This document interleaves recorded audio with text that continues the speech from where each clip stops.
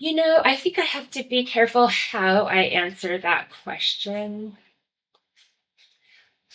I don't want to, I didn't want to necessarily disparage a system. It's multifactorial, Anthony, to be honest.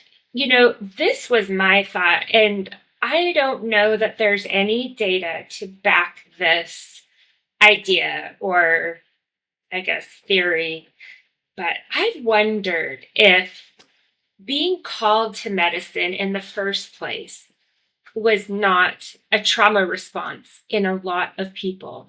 So let's just say being called to medicine for not all doctors, but let's just say a significant portion of doctors is actually a response to childhood trauma wherein they feel a need to become a healer, to focus on healing other people as a response to something that they themselves have been through potentially. So I think, and again, not for everybody, but I think that's something it would be interesting to look at.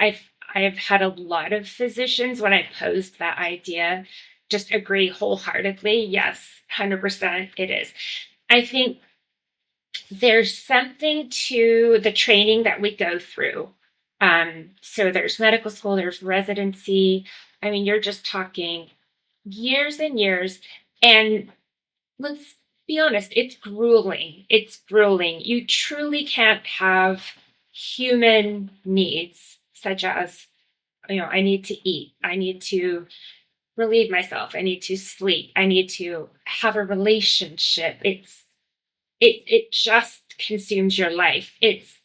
And in many, many cases, it's quite dehumanizing in the, I guess, hazing that can happen or the bullying that can happen within the system, which is maybe considered like a rite of passage. So there's that,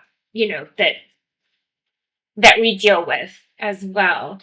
There's the need to be perfect and appear perfect and not have any flaws, in our, I guess, armor or external appearance. There's the extreme amount of responsibility. I think with a lot of jobs, you can go to work and say, well, at least it's not life or death. But no, you can't with medicine. You literally cannot go to work and say, well, at least it's not life or death, because it is. It is. And the amount of information, scientific information that we're responsible for is just increasing exponentially, with each passing year.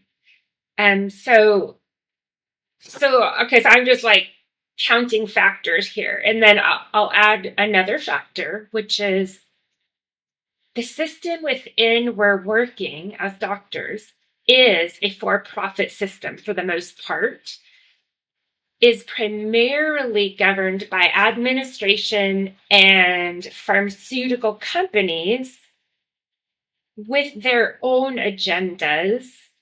And doctors are more and more,